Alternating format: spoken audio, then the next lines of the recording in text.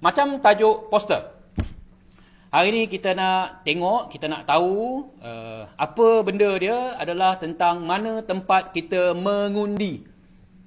Kat mana sebenarnya kita mengundi? Macam mana SPR tentukan di mana kita akan mengundi? Simple. Jawapan dia adalah kita mengundi ikut di mana kita daftar. Daftar dekat mana? Apa base SPR guna? Pendaftaran yang SPR buat tu, pendaftaran pemilih tu, apa asas dia? Apa yang SPR guna? Mudahnya jawapan, SPR gunakan alamat pada kad pengenalan. Alamat pada MyKad. Habis. Faham tak? Dia simple tu je. Okey, bila kita nak daftar, kepada mereka yang dah daftar, kan, kita tahulah proses dia. Jadi kepada yang baru nak daftar ataupun yang tengah menunggu ni, semangat tunggu tengok tarikh hari jadi bila nak pergi daftar, SPR kita bukan owner maklumat. Faham tak? Untuk pilihan raya ni, di mana orang tu akan mengundi, di mana orang tu akan didaftarkan, bukan SPR. SPR create maklumat tu lah untuk kegunaan pilihan raya. Tapi asas kita adalah apa? Asas kita adalah maklumat dalam kad pengenalan. Nama, nombor kad pengenalan, alamat. Okay? So, kita tak create benda tu. Kita hanya ambil maklumat yang ada dalam kad pengenalan. Yang ada dalam MyKad. So, based on maklumat itu, kita daftarkan saudara-saudari tuan-tuan dan perempuan untuk tengok di mana saudara-saudari tuan-tuan dan perempuan mengundi. Clear? Okay? Kena faham yang tu dulu ya. Kita tak create maklumat tu. Kita ikut. Maksudnya, contoh saya dah mendaftar. Contohnya saya sekarang ni saya mengundi di Parlimen Pandan. Okay? Parlimen Pandan, Don Pandan Indah. Saya yang sekarang saya mengundi. So kalau katalah saya nak tukar ke Putrajaya. Nak tukar ke Putrajaya, saya nak mengundi di Putrajaya sebab susah nak balik ke belah Pandan sana kan, every time nak mengundi. So sekarang ni saya nak mengundi kat sini je kat Putrajaya. Apa yang perlu saya buat? Apa yang perlu saya buat? Benda pertama sekali yang perlu dibuat sebelum boleh deal dengan SPR untuk pertukaran alamat tempat mengundi, saudara-saudari, tuan-tuan dan perempuan, perlu tukar alamat pada kad pengenalan. Kenapa? SPR ikut maklumat dalam IC. So, kalau maklumat dalam IC tak tukar, SPR tak boleh nak daftarkan atau nak tukarkan tempat mengundi saudara-saudari tuan-tuan dan perempuan. Okey, clear? So, maksudnya kalau kita nak daftar, kalau orang tanya, so kalau saya daftar ni kat mana saya mengundi, kita akan tengok alamat tu. Di mana you daftar. So, kalau di situ you daftar, you akan mengundi di situ. Di situ tu bermaksud, okey, ada yang dengar yang slot-slot sebelum ada yang cerita pasal lokaliti, daerah mengundi, DUN, parlimen. Itu yang bahagian-bahagian pilihan raya tu. Macam mana DUN dengan parlimen tu boleh terjadi. Dia punca daripada situ. Lokaliti tu apa? Lokaliti contohnya taman. Kalau taman terlalu besar, kita akan pakai jalan.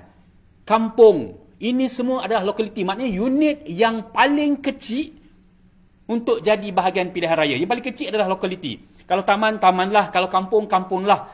Ada yang jalan. Sebab dia terlalu besar taman tu. So, kita pecah by jalan. Mungkin jalan 1, 2, 3, 4, satu lokaliti. Jalan yang sana, satu lokaliti lain. Sebab dia terlalu ramai. Sebab kita cap, satu pusat mengundi, kita letakkan 3,700 orang. Average number untuk menjadikan pusat mengundi itu tak crowded.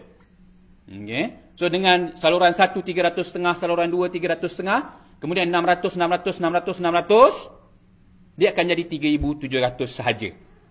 Okey, setiap pusat mengundi.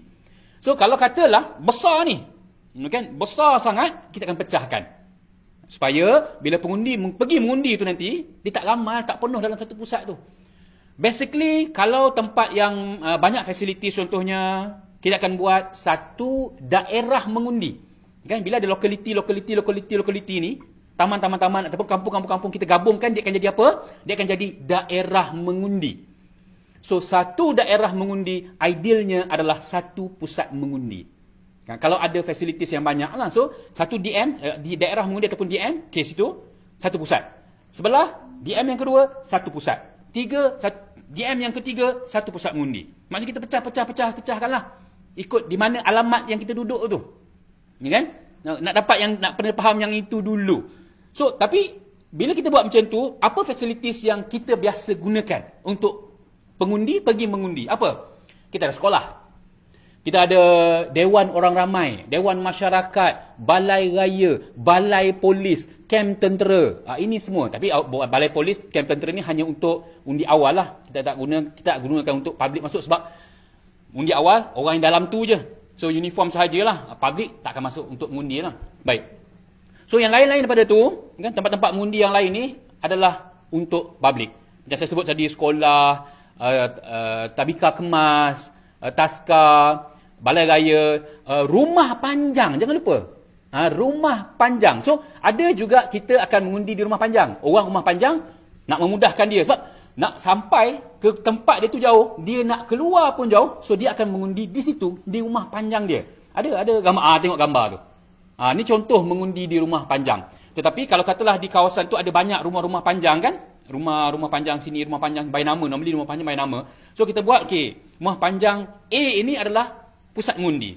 So, nanti rumah panjang yang sebelah-sebelah, yang dekat-dekat tu akan mengundi di situ. Sebab, kenapa tak buat pecah-pecah tempat mengundi ataupun pusat mengundi ni ikut lokaliti lah. So, lagi kecil kan? Betul tak? So, bila lagi kecil, tak ramai orang. Bila tak ramai orang, kita cepatlah proses. Baik. Boleh, tak ada masalah. Tapi kena ingat every time kita buat pilihan raya, kita perlukan resources. Tenaga manusia. Peruntukan keuangan. So, kalau lagi banyak kita wujudkan pusat mengundi ini, nak kecil-kecil, maknanya nak sikit supaya cepat proses tu berjalan lah. Orang nak pergi mengundi senang. Tak ada beratus sampai 4-5 jam. Boleh. Tapi resource kena banyak. Nak kena ingat yang itu je. Bila kita tambah pusat mengundi, dia akan bertambah petugas. Dia akan bertambah keperluan peralatan. Ini semua nak kena ambil kira lah. So, as for now, kita buat dengan limit setiap pusat undi 1,700 orang. So, kita akan cuba. Tapi ada tak tempat satu daerah mengundi tu, dia ada 2 pusat mengundi, 3 pusat mengundi? Ada tak? Ada. Kenapa? Jarak terlalu jauh. Especially di Sabah, Sarawak ataupun di kawasan-kawasan pedalaman di sebelah Semenanjung. Daerah mengundi dia sangat besar. So, bila sangat besar, kalau kita wujudkan satu sahaja pusat mengundi, contohnya, macam ni lah contohnya, macam ni. Ni, penuh satu pusat, daerah mengundi dia 4 segi ni. Kita buat pusat mengundi di tengah-tengah, apa jadi? Orang yang hujung sini nak sampai ke tengah-tengah, makan masa 2 hari. Jalan kaki contohnya. Yang sini pun sama. So kita nak bagi dekat, pindahkan pusat mengundi ke belah sini. Orang sini dekat lah. Habis yang sini, hujung sini, 4 hari lah dia jalan. Baik, kita akan wujudkan 2 pusat mengundi. So, di sini satu, di sini satu. Maknanya kalau paling jauh di tengah-tengah, dia akan datang ke sini, dia akan datang ke sini. Itulah konsepnya. So, kita pecahkan supaya mereka hampir dengan pusat mengundi kita. So, boleh clear. Macam mana saya nak tahu saya mengundi dekat mana? Saya dah daftar. Tengok PRU contohnya, ataupun ada PRK contohnya. Baik, saya sangat recommend, kalau nak tengok, kalau sekarang, kalau kita daftar, sekarang kita masuk My SPR Semak. Kalau tengok ni apps dia. Google je dalam Play Store dan App Store memang ada. Cari je, type je kat atas tu My SPR Semak, dia akan jumpa tau My SPR Semak ni. Download dan try key in IC number. Based on IC number sahaja. Kalau kita ingat yang kita punya, kalau tak ada mak ayah kita punya, boleh try tengok mana dia mengundi. Baik. Sekarang kalau cuba, dia tak keluar maklumat pusat mengundi, tempat mengundi saluran berapa tu tak keluar. Tak keluar, kena ingat tak keluar sekarang. Sebab maklumat itu hanya akan available semasa tempoh pilihan raya. Lah, kenapa pula saya nak cek sekarang? Kenapa tak boleh sekarang? Tak guna SPR buat apps kalau orang tak boleh cek. Sabar. Jangan marah, sabar. Sebab apa? Kena ingat. Bila berlaku pilihan raya, kita akan gunakan daftar pemilih yang terkini yang diwartakan oleh SPR. Bermaksud, SPR akan decide. As for now, sekarang ni sistem pendaftaran kita bagi suku tahun. So, bila berlakunya pembaharan contohnya, kematian contohnya untuk PRK kan. So, ketika SPR akan decide, kita akan pakai XT1 2021. Maknanya, daftar pemilih itu sehingga 31 Mac contohnya. So, lepas kita wartakan itu, kita akan buat pecah buku. Konsep pecah buku ini bermaksud kita akan bahagikan pengundi mengikut pusat mengundi dia sendiri. So, bila kita dah tahu, barulah kita boleh publish dan pengundi-pengundi macam kita ni, kita boleh semak through apps. Cumanya sekarang kalau kita semak dalam MySPR Smart tu dapat apa? Kita akan dapat parlimen, DON, daerah mengundi, lokaliti kita kat mana. So, kita boleh semak. Tapi hanya semasa musim pilihan raya sahaja barulah keluar maklumat-maklumat pusat mengundi, tengok sekolah apa, balai raya ke. Kita boleh nampak dalam tu saluran berapa, saluran 3, saluran 4, saluran 5 baru masa tempoh tu. Sebab sekarang memang tak ada ya. Sebab kita hanya akan publish selepas kita buat pengagihan lah basically. Pecah buku tu konsepnya kita agihkan. Okey, yang ni mengundi kat sini, yang ni mengundi kat sini, yang ni mengundi kat sini. Itu maksudnya. So sekarang kita tak boleh buat sekarang sebab yalah pendaftaran masih berjalan, orang nama masih masuk. So kalau kita buat sekarang, ada pendaftaran baru, kita kena buat lagi. So sekarang ni kita akan collect. Bila perlu menjalankan pilihan raya, barulah SPR akan buat pecah buku tu. Dia akan agihkan pengundi-pengundi itu. Okay, boleh faham So, kalau sekarang ini soalan yang ditanyakan, ada soalan ni. Kenapa satu rumah tak sama pusat mengundi, beza tempat mengundi dengan saluran? Ada tak tempat kita mengundi tu bukan di sekolah? Okay. Soalan ada tak tempat mengundi kita tu bukan di sekolah, saya dah jawab tadi ya. Ada. Macam-macam tempat yang boleh digunakan. Tapi normally, SPR guna public facilities. Normally. Okay, facilities awam lah. Dan seboleh mungkin kita nak try dapatkan tempat tu secara percuma lah. Sebab kalau semua berbayar memang sangat-sangat incur cost. Dan problem dia, contohlah kita nak booking dewan private lah contohnya, dewan private. Apa problem SPR? Kita nak booking tarikh bila? Nak booking tarikh bila? Bila kita nak buat booking, okey cik, saya nak booking dewan ni lah untuk pilihan raya. Boleh. Bila cik nak booking? Setahun? Setahun? Mana mau? Dia nak generate income.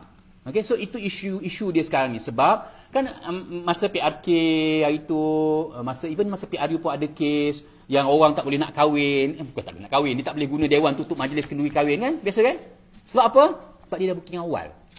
So bila tiba-tiba berlaku pilihan raya, member tu dah booking 4-5 bulan sebelum ni.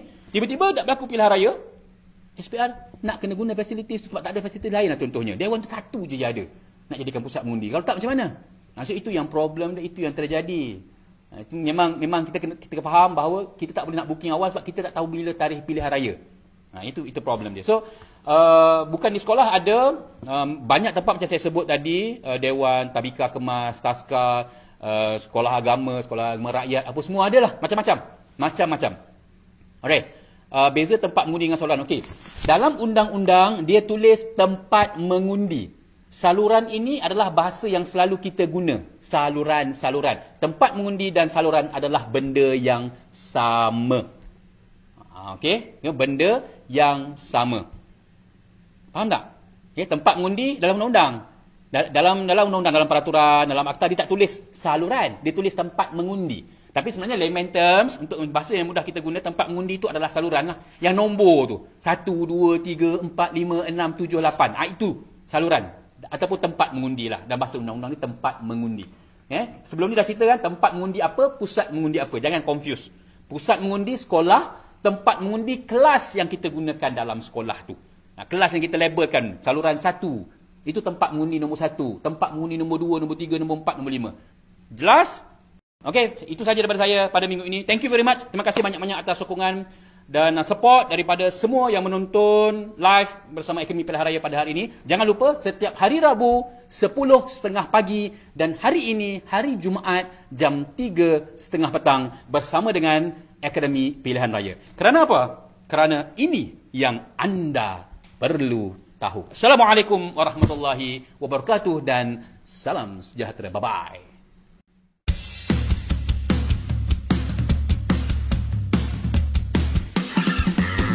Jom kita mengundi, jom kita mengundi, jom kita mengundi, jom kita mengundi.